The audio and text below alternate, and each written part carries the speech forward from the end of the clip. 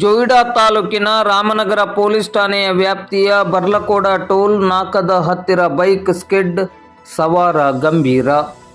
ಜೋಯಿಡಾ ತಾಲೂಕಿನ ರಾಮನಗರದಿಂದ ಗೋವಾಕ್ಕೆ ಹೋಗುತ್ತಿದ್ದ ದ್ವಿಚಕ್ರ ವಾಹನವೊಂದು ಸವಾರನ ಅತಿಯಾದ ವೇಗ ಹಾಗೂ ನಿರ್ಲಕ್ಷ್ಯದ ಚಾಲನೆಯಿಂದಾಗಿ ಸ್ಕಿಡ್ ಆಗಿ ಬಿದ್ದು ಸವಾರ ಗಂಭೀರ ಗಾಯಗೊಂಡ ಘಟನೆ ಜೋಯಿಡಾ ತಾಲೂಕಿನ ರಾಮನಗರ ಪೊಲೀಸ್ ಠಾಣೆಯ ವ್ಯಾಪ್ತಿಯ ಬರ್ಲಕೋಡ ಟೋಲ್ ನಾಕದ ಹತ್ತಿರ ನಡೆದಿರುವ ಬಗ್ಗೆ ಮಂಗಳವಾರ ಮಾಧ್ಯಮಕ್ಕೆ ಮಾಹಿತಿ ಲಭ್ಯವಾಗಿದೆ.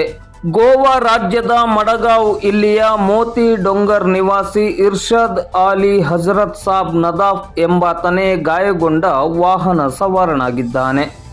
ಈತ GA08J3861 ಸಂಖ್ಯೆಯ ದ್ವಿಚಕ್ರ ವಾಹನದಲ್ಲಿ ಅತಿ ವೇಗ ಹಾಗೂ ಅಜಾಗರೂಕತೆಯಿಂದ ಬಂದ ಪರಿಣಾಮವಾಗಿ ಸ್ಕಿಡ್ ಆಗಿ ಬಿದ್ದು ಗಂಭೀರ ಗಾಯಗೊಂಡಿದ್ದಾನೆ. ಗಾಯಗೊಂಡ ಈತನನ್ನು ತಕ್ಷಣವೇ ಆಸ್ಪತ್ರೆಗೆ ದಾಖಲಿಸಲಾಗಿದೆ. ಈ ಬಗ್ಗೆ ರಾಮನಗರ ಪೊಲೀಸ್ ಠಾಣೆಯಲ್ಲಿ ಪ್ರಕರಣ ದಾಖಲಾಗಿದೆ.